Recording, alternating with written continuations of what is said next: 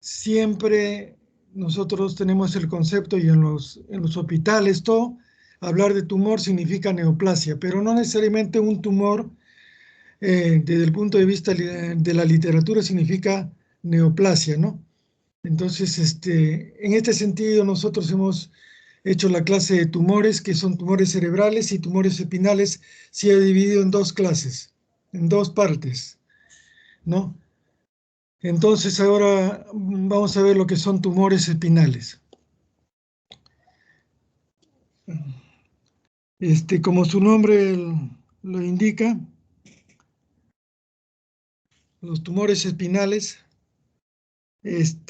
son neoplasias que afectan a la médula espinal, principalmente porque la médula espinal es el elemento nervioso que, de donde se originan la mayoría de tumores que pueden ser primarios o secundarios. Primarios me refiero que son autóctonos, que nacen ahí en la médula, o sea, de las neuronas o de su componente que es la glía, ¿no? Su componente anexo.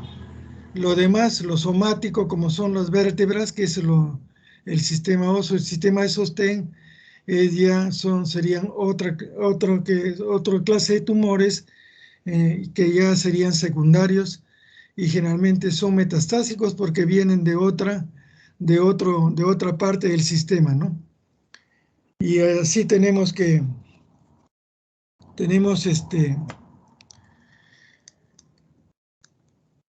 una vez tenido la definición, podemos clasificar a los tumores. Tumores, por ejemplo, se clasifica en dos, aquellos tumores intradurales y dos, los tumores extradurales, ¿no? Extradurales. Los intradurales corresponden a la médula en sí, o sea, al sistema nervioso en sí, o sea, dependiente de la neurona y la glía que acompaña, principalmente la glía, ¿no? Porque la neurona casi no se divide y por lo tanto los tumores neurológicos, neuronales son raros, ocupan un pequeño porcentaje, tanto en el cerebro como en la médula. Entonces estos tumores intradurales pueden ser extramedulares, o sea, los que están fuera de la médula, que pueden pertenecer, por ejemplo, a la envoltura, que también forma parte, o sea, la meninge, que está dividida en aracnoides y pueden ser tumores aracnoidales también, ¿no? O sea, estos están comprendidos dentro de lo que se llama tumores extramedulares, están por encima de la médula, que cuando uno abre, por ejemplo, en una cirugía y abre la dura madre, están por encima, no están dentro del parénquima neuronal medular. Y los intramedulares, que sí son más autóctonos, son primarios, que nacen de ahí, ¿no? Por ejemplo, un oligodendroglioma, un astrocitoma o un meduloblastoma, ¿no? Y después sigue la otra parte, que los tumores que vienen de fuera, que pueden ir desde un tumor del hueso, como son los osteomas o osteosarcomas, que invaden la parte somática, o sea, la vértebra. Pueden ser sí también tumores provenientes del riñón, de la piel, de los bronquios, etcétera, carcinomas que invaden lo que es alrededor de la médula, ¿no? Eso se llaman tumores extramedulares, ¿no es cierto? Entonces ya tenemos clasificado y definido lo que es eh, lo comprendido por, por la clasificación, ¿no? Ahora, la anatomía, hay que ver la anatomía de la columna vertebral, porque la columna vertebral es el sostén de lo que es la médula, ¿no? Las raíces, todo. Como ustedes saben, está formada por 33 vértebras, unidas por ligamentos, de los cuales también puede salir un tumor que puede invadir el espacio extradural, los cartílagos, que son todos estos elementos contienen la médula en el centro y sirven para proteger el, a proteger a la médula, así como el cráneo protege a lo que es el parénquima cerebral, ¿no es cierto? Acá toda la columna, todo el sistema vertebral es la que protege, ¿no? Igual están los discos intervertebrales también, que pueden ser, que pueden comprometer, por ejemplo, en una hernia de disco, ¿no? Pero ya es otra cosa.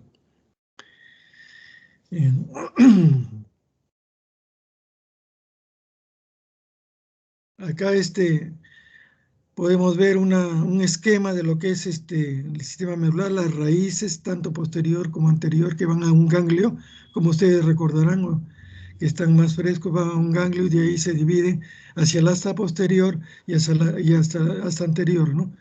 Todas las sensaciones, ¿no? Atrás está la vértebra en sí, no se ve acá el disco, pero están todos los elementos, la apófisis espinosa anterior, los pedículos, etcétera, etcétera, ¿no?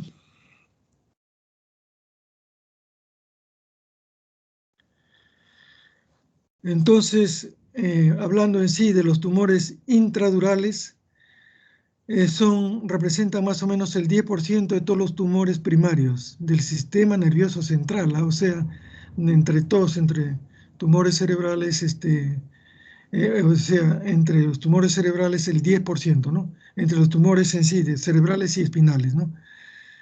Eh, ya como se pueden subclasificar a la vez de dependiendo si están dentro de la médula, bueno, ya perdón, está hablando de los intradurales, ¿no es cierto? Y los extramedulares, como ya les dije, vienen del resto del sistema. Por ejemplo, los tumores de las meninges, que son las envolturas, igual que las envolturas cerebrales en el cráneo, las meninges también abajo, se continúan, ¿no es cierto? Y originan los meningiomas. Por ejemplo, en el cerebro abarcan el 5% de todos los tumores del sistema nervioso, ¿no? Acá pueden ser los chaguanomas, que son también la vaina de Schwann que rodean a los nervios periféricos. También pueden ser considerados como tumores que son extramedulares, ¿no es cierto? Porque ya están en las raíces.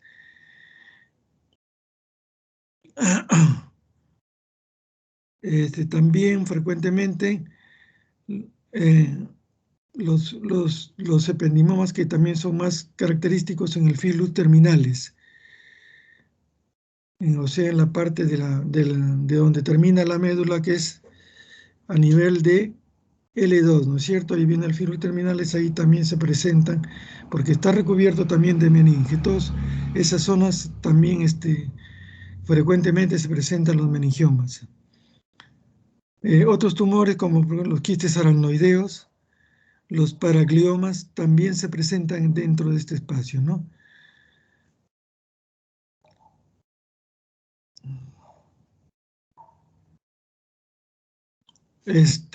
Ahora por segmentos, la más afectada en la frecuencia en la columna vertebral este,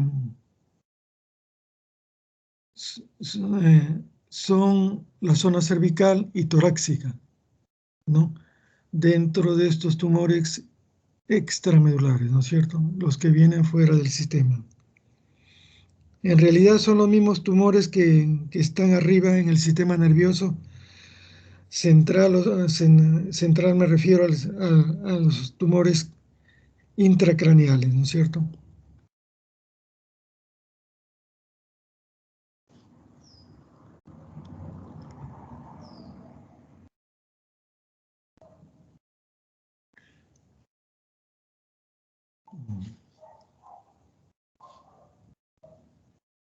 Acá, ¿qué pasa?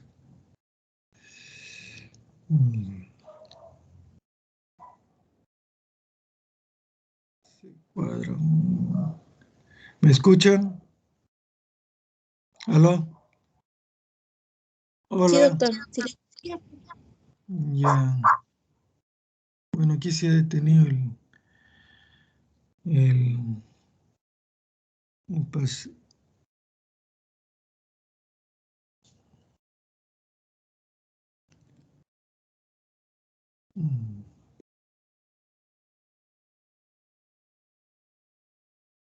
Sí, ha detenido.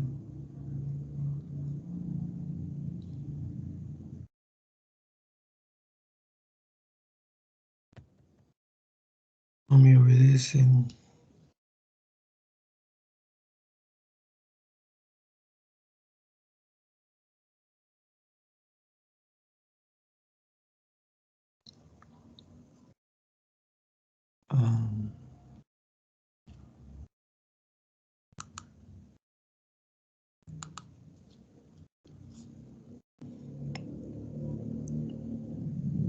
OneDrive.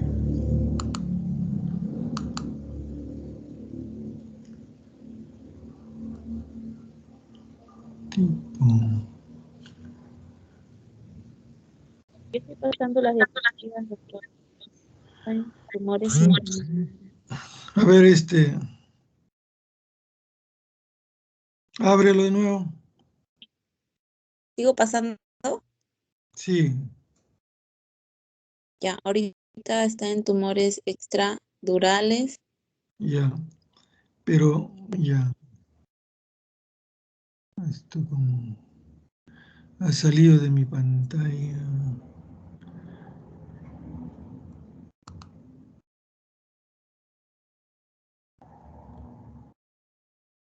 Espérate, voy a entrar acá.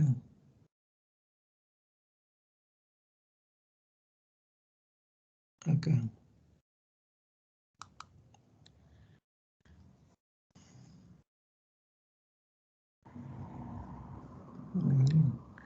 Yo, ahora, ¿me escuchan?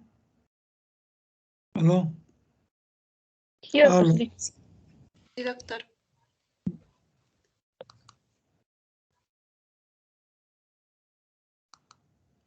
¿Qué imagen están viendo ahorita?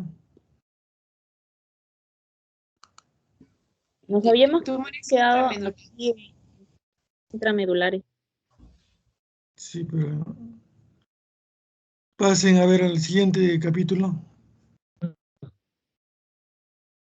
El siguiente es tumores extradurales.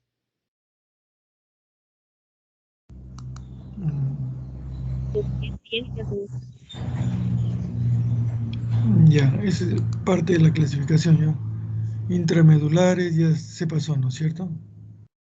Sí. Nati, nos quedamos en intramedulares. Ya como estaba diciendo, son tumores metastásicos, lo que se llama metastásicos, que pueden venir eh, de otras partes del sistema, ¿no? Yo estoy viendo en mi propio. Pasen al siguiente slide. Diapositiva. La otra diapositiva.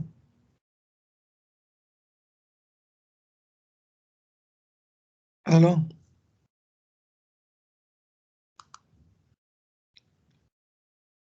¿Aló? En imagenología, doctor. Ya, voy a la imagen. ¿No? Bueno, el diagnóstico, ¿no? El diagnóstico,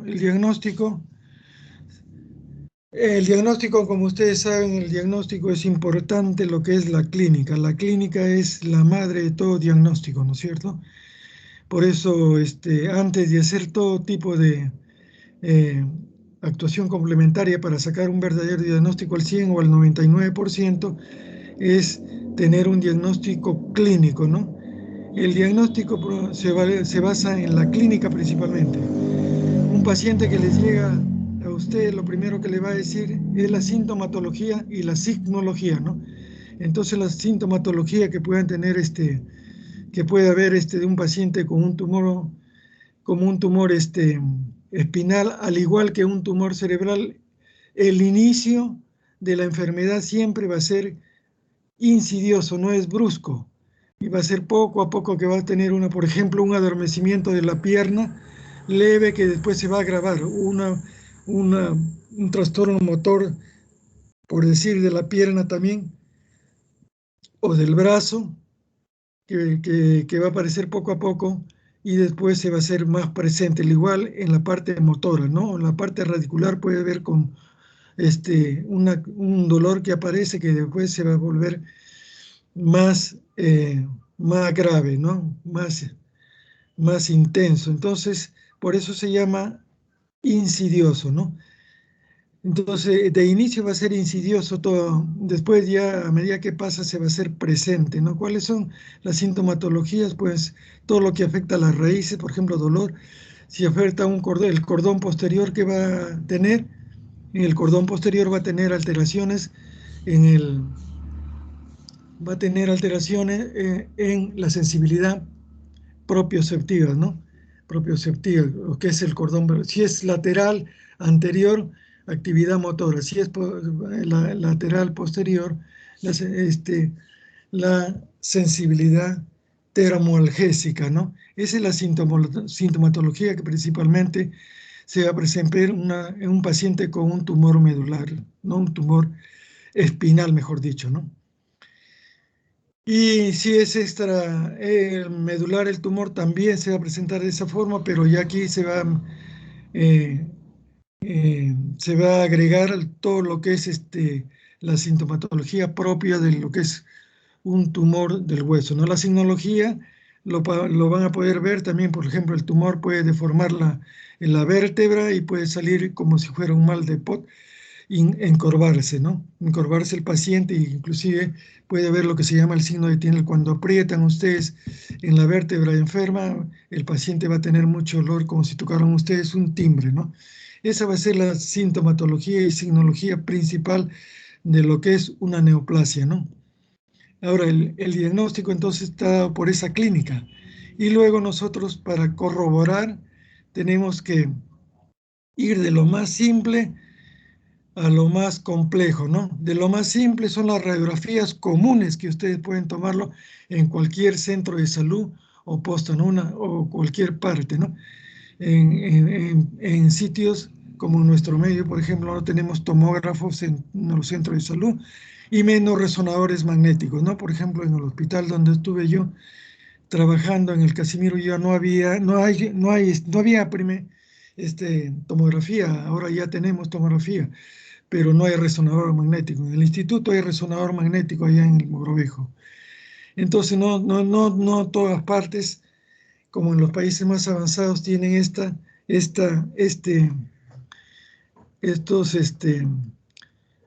estas ayudas que nos da la modernidad, ¿no es cierto? Entonces, en la clínica, por eso, una vez hecha la clínica, nosotros tenemos que ir a la radiografía simple. Si es si es un tumor extramedular es más fácil porque en la radiografía vamos a ver, por ejemplo, un mieloma que se asienta en una vértebra, característico ahí que está deformando, está haciendo un vacío ahí en la vértebra, ¿no? O si no vemos la vértebra que se ha aplastado, se ha desviado, etcétera, etcétera. Y los nervios levantados cuando se pueden ver con una mielografía, ¿no?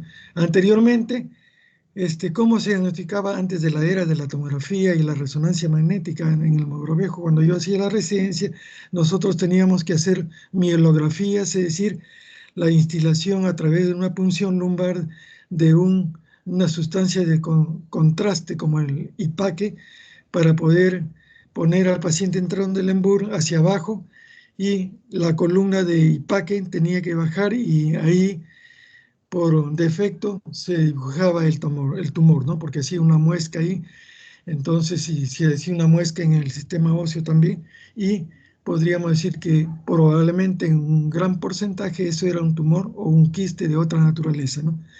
Como por ejemplo un quiste hidatérico, etcétera, ¿no? Entonces, pero ahora ya con el avance el segundo paso sería la tomografía, ¿no? La tomografía sí ya nos va a pintar, de hecho, el tumor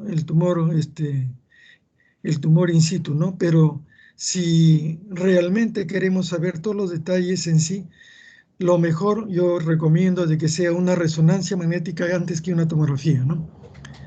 Para ciertas cosas, por ejemplo, la tomografía nos ayuda en los procesos cerebrales, inclusive en los tumores cerebrales, pero para lo que es la parte de la espina, lo mejor es la resonancia magnética, como vamos a ver algunos dispositivos que tenemos ahora, ¿no?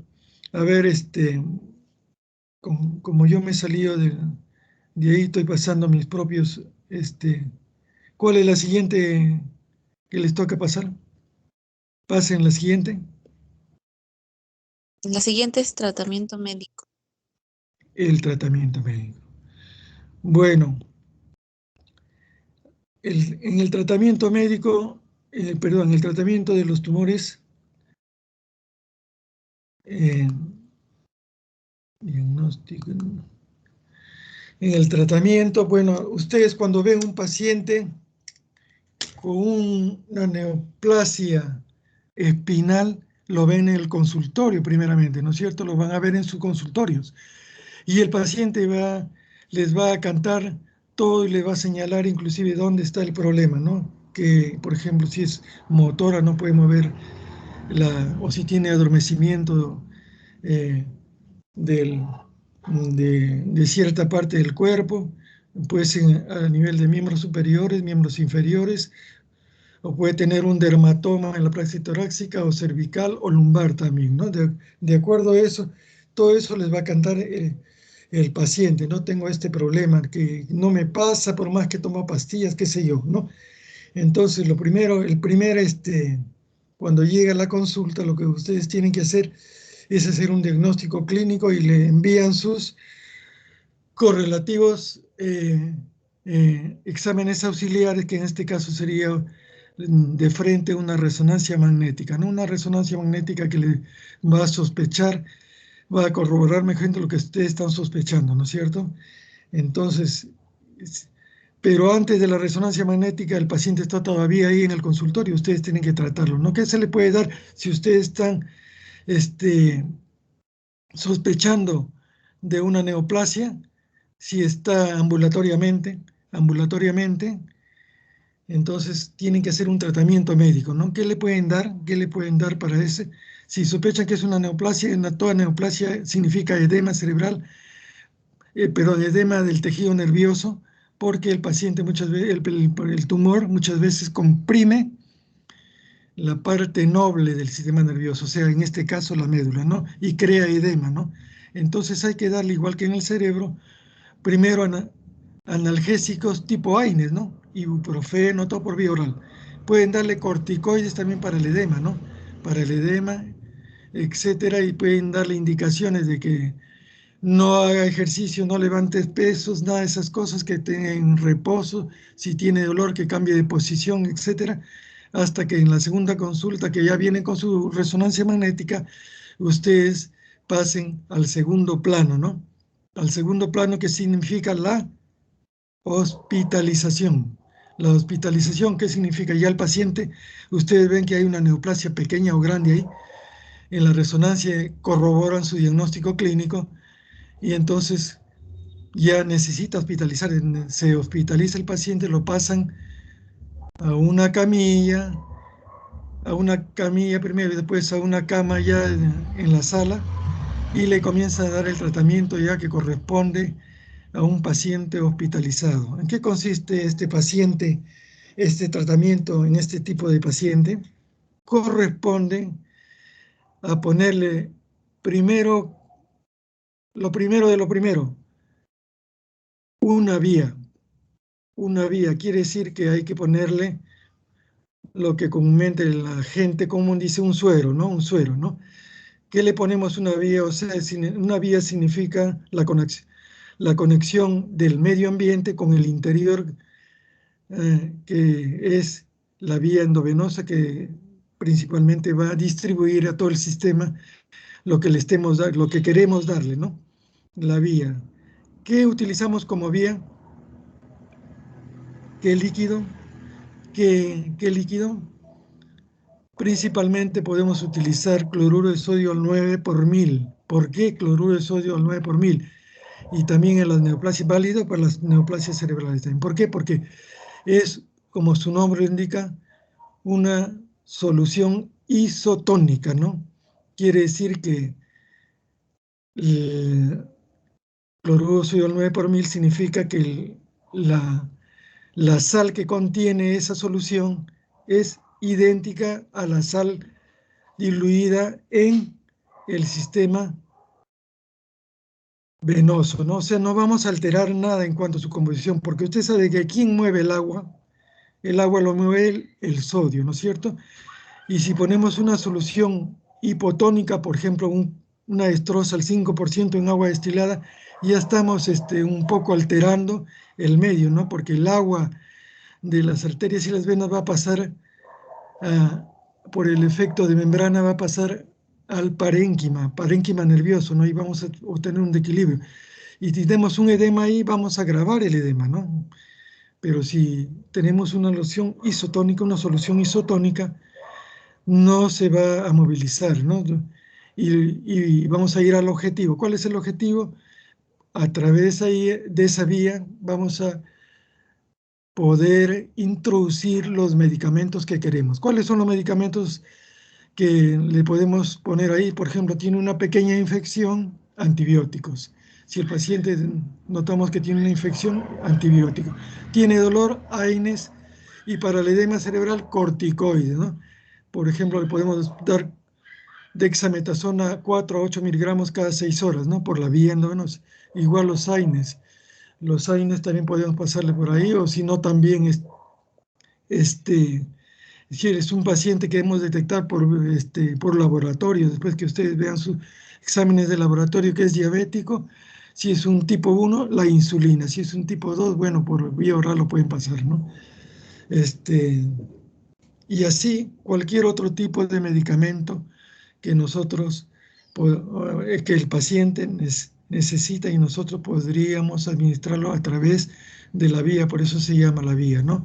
Cloruro de sodio 9 por mil.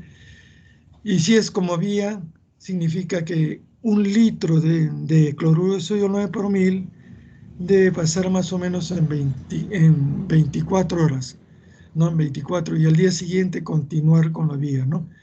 Mientras tanto, nosotros le hacemos al paciente un prequirúrgico, todos sus exámenes que necesita para el prequirúrgico, que van desde el hemograma, las plaquetas. Un paciente tiene que entrar con buena cantidad de plaquetas, casi el normal, y si no hay que corregir.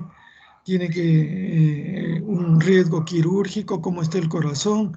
Si tiene diabetes, también hay que corregir la diabetes u otro tipo de patología que puede alterar el, el, el, el, el tratamiento quirúrgico, o sea, el acto quirúrgico en el momento de la cirugía, ¿no? Por ejemplo, si nosotros no tomamos en cuenta las plaquetas, ¿qué va a pasar cuando uno corte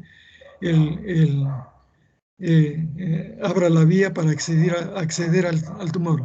Va a sangrar en demasía y va a tener que pararse la operación porque va a haber un sangramiento normal, ¿no?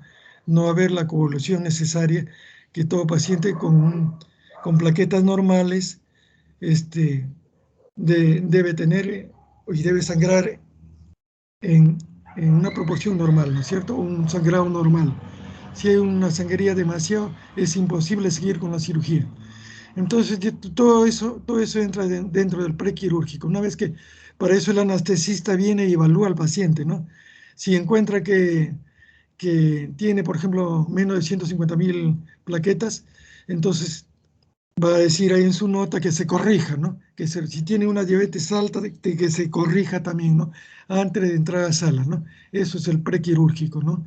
Entonces, todo eso ocurre en la hospitalización, ¿no? El paciente está hospitalizado. ¿El paciente necesita UCI en este caso? No. Pero si es un tumor cerebral, sí podría necesitar UCI, ¿no? Pero en un tumor medular, no. No necesita cuidados intensivos. ¿Podría ser cuidados intermedios? Sí, pero generalmente está en el sistema normal de hospitalización. Entonces, el tratamiento principal está dirigido, como ahí he puesto en los slides, el quirúrgico, ¿no? El quirúrgico es el tratamiento definitivo porque hay que erradicar lo más posible que tengamos de tumor que está comprometiendo la médula, ¿no? Toda la neoplasia posible de erradicar se erradica, se saca, ¿no? Entonces, por eso es el tratamiento definitivo. Después viene ya el tratamiento el tratamiento complementario, que es el tratamiento por quimioterápico y el tratamiento por radiocirugía, ¿no? Radioterapia.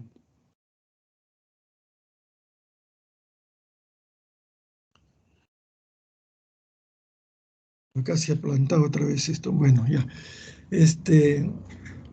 Ustedes están viendo en sus slides los gráficos que están ahí, ¿no es cierto? ¿Aló? ¿Aló? Sí, doctora.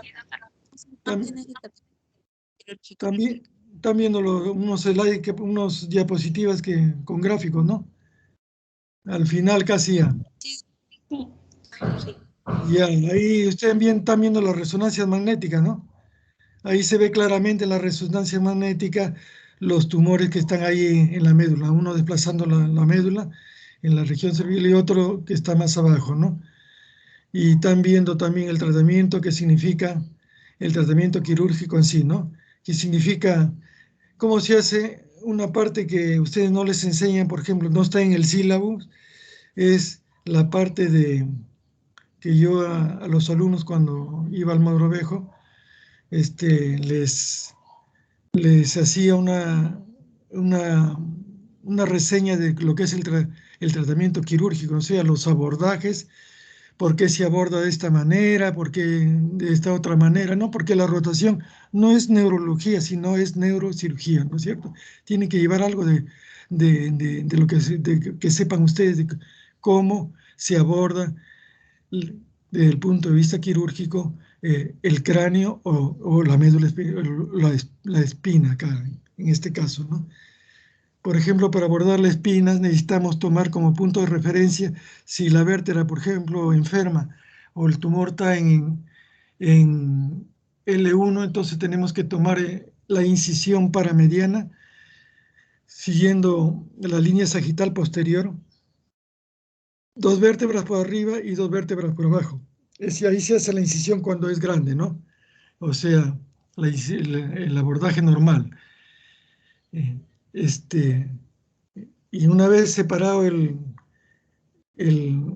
la piel y su contenido graso subcutáneo, vamos a encontrar con los músculos y igualmente vamos a quemar con el electrocauterio todo siguiendo la línea media, donde están las apófisis espinosas, se separan y con una alegra se separa la musculatura para vertebrarlas, encontrar las láminas, ¿no?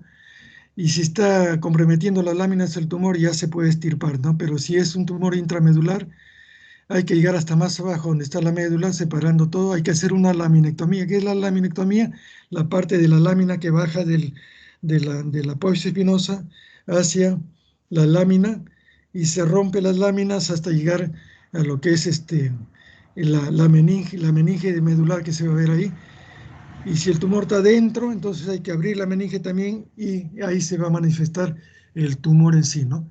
Eso es el abordaje que se hace para, para poder llegar al objetivo, ¿no? Es el tratamiento quirúrgico. Una vez realizado el tratamiento quirúrgico, ya se hace el tratamiento por radioterapia y generalmente en los centros donde hay radioterapia, por ejemplo, la mayoría de los hospitales no hacen, ¿no? Ni siquiera el instituto neurológico debería hacer ese tratamiento ahí completo, no mandarlo a neoplasias, ¿no? Se hace el tratamiento por radioterapia. El Gamma Knife, que es el tratamiento más moderno que tenemos hasta ahora, ni siquiera podemos tener ese tratamiento. No sé si ahora habrá en la actualidad, hasta hace poco no había Gamma Knife, sino los países como la Argentina, Brasil, México, Colombia, pero en nuestro país no había, ¿no? Que consiste en irradiación gamma del tumor, ¿no? Que puede hacerse prequirúrgico también para reducir el tumor, ¿no? Y ser más fácil de extirparlo cuando un tumor es sangrante, como por ejemplo un meningioma, ¿no? Un meningioma. Eso, y si no, para tratamiento también, ¿no? Enfocar ahí el haz de rayos gamma por un tiempo breve y matar todo lo que es el tumor, ¿no? Cuando todo es pequeño, sobre todo cuando hay tumores pequeños, ¿no? pequeño me refiero a 1 centímetro, medio centímetro, 1.5 centímetros, etcétera, ¿no? No más grandes, ¿no? Y la quimioterapia, utilizar todos los antineoplásicos que tampoco se utiliza en el hospital, ningún hospital, en el instituto tampoco hacen ese tipo de tratamiento, pero a veces hay que hacerlo, ¿no? Todos los tumores tienen cierta aceptación a cierto tipo de estos venenos que son los antineoplásicos, como por ejemplo el metrotrexate, la mostaza nitrogenada y las nitrosurias, que son más específicos, las nitrosurias que pueden darse por vía oral o por vía endovenosa, ¿no? Pero ese tipo de tratamiento ya lo hace, lo hace el hospital de neoplásicas, ¿no? En sí, ese es el tratamiento que debería recibir. ¿Puede hacerse el tratamiento quirúrgico y radioterápico? Sí. ¿Puede hacerse el tratamiento quirúrgico, radioterápico y quimioterapia encima? Sí, para tener mayor amplitud de, tratar de erradicar todo lo posible lo que es la neoplasia, ¿no? ¿Aló? ¿Me escuchan? Sí, doctor. Ya, bueno, eso sería lo más importante que ustedes conozcan para poder, ahora nos hemos perdido un poco en el ingreso y con la computación, pero a veces nos juega gente que no tenemos mucha experiencia en esto. Esperemos que la próxima serie sea más fácil para poder eh, hacer. Si tienen algunas preguntas, les puedo contestar ahorita, ¿no? Para ver. Pregunten a través del audio, ¿no? Doctor, buenos días. Doctor, quería preguntarle, cuando ocurre el edema cerebral, usted mencionó que hay el uso de dexametasona, ¿no? Este edema, ¿cómo se sigue para que, o sea, cómo se sabe que está disminuyendo este edema o que el dexametasona realmente está funcionando? ¿Cómo se hace el control? Muy bien, cuando nosotros damos dexametasona, prácticamente los corticoides en estos casos, tanto arriba como en el sistema espinal, combate el edema, ¿no? Anteriormente se daba otros medicamentos, pero ahora quedan los corticoides. Se sabe que actualmente reduce el edema, ¿no? Pero aparte ustedes pueden comprobar por el confort que va teniendo el paciente en la evolución de su clínica, ¿no? Antes tenía dolor, por ejemplo, si es cerebral, tiene náuseas, vómitos y cefalea. Cuando después de un tratamiento de 2 días, 3 días, el paciente ya no vomita, ¿no? Ya no siente cefalea y se siente mejor. En el caso de la médula espinal, de repente el adormecimiento, el trastorno motor comienza a mejorar. Eso se sabe que ya el tratamiento está haciendo efecto, ¿no? Desde el punto de vista clínico se puede averiguar. ¿Alguna otra pregunta? Gracias, doctor. Doctor, de los tumores que mencionó, el meningioma, schwannoma, ¿hay factores de riesgo a estos tumores? ¿Riesgos en qué sentido? O sea, predisposición a una persona a desarrollar algún tipo de estos tumores. Ah, se dice que hay una parte que tiene compromiso con la herencia, o sea, de padres a hijos, ¿no? O de padres a nietos, ¿no? Pero eh, es una sospecha nomás. Después no hay otro riesgo que yo conozca, ¿no? No, el punto de vista genético sí, pero no hay. Por ejemplo, mucha gente piensa de que tuviste un golpe en la columna vertebral, tienes ahí una tumoración sanguínea, un hematoma, el tejido se ha chancado también, pero eso no significa que va a tener una neoplasia, ¿no? Así que la única parte que podríamos decir que tiene cierto riesgo por ciertos estudios que se han hecho es hereditario, ¿no?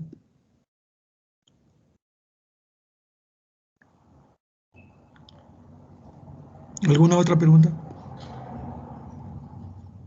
Gracias, doctor. Ya. Si alguna otro alumno que quiera preguntar.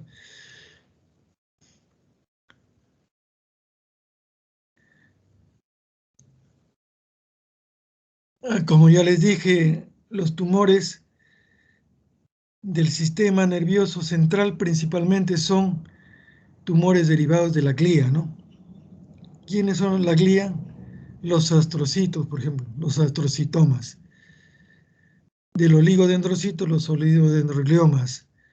De la parte que es la fosa posterior del tejido nervioso cerebeloso, los meduloblastomas. Y también podrían venir de las envolturas, como son los meningiomas, ¿no? Los meningiomas son tumores benignos en realidad.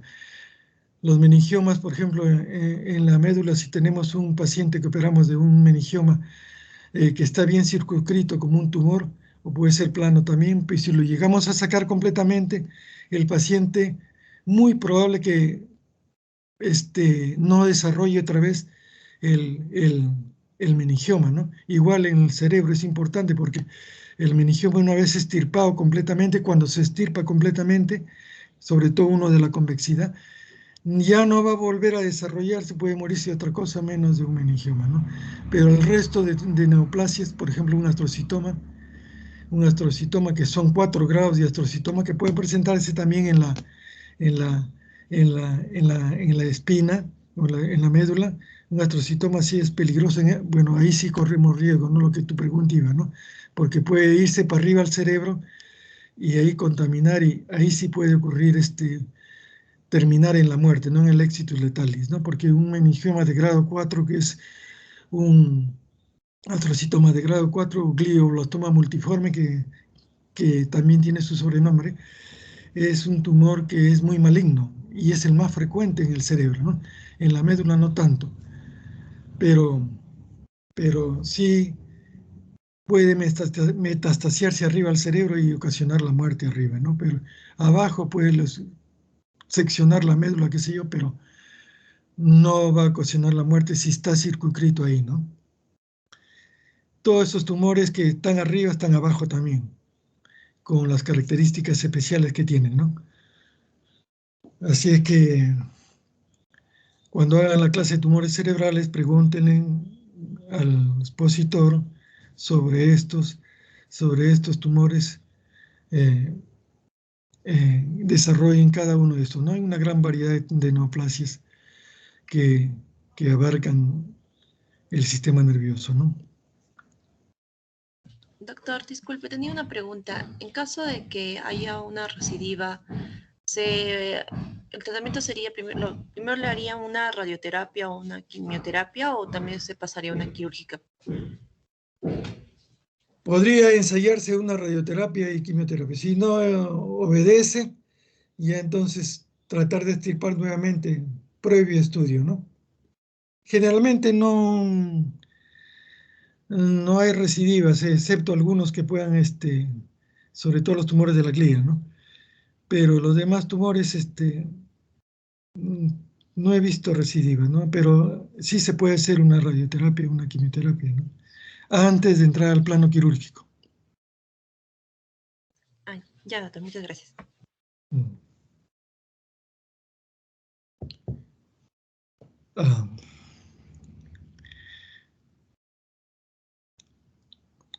Si no hay otra pregunta, entonces, ¿cuál haríamos? ¿Qué clase haríamos para el próximo martes o el próximo martes? A las 10 de 10:30, 11, 12, ¿no? Aló.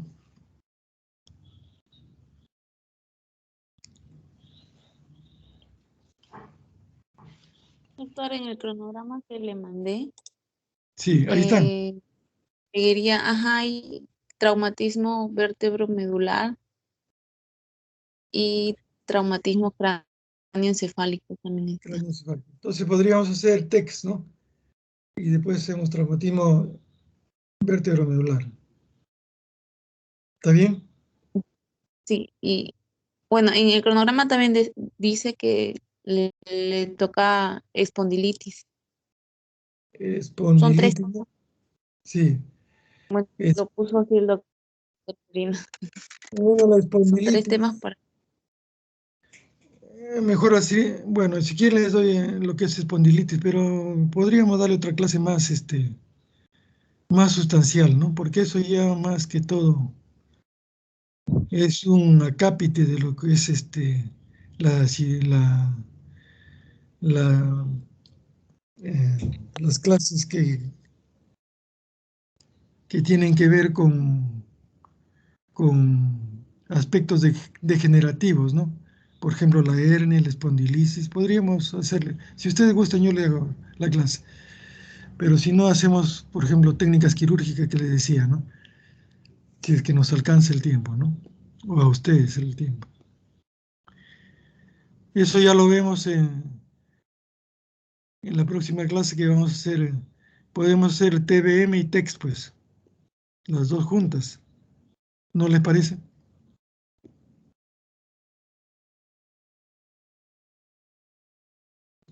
¿Aló? Claro, el martes que viene, según cronograma, dice traumatismo vertebromedular.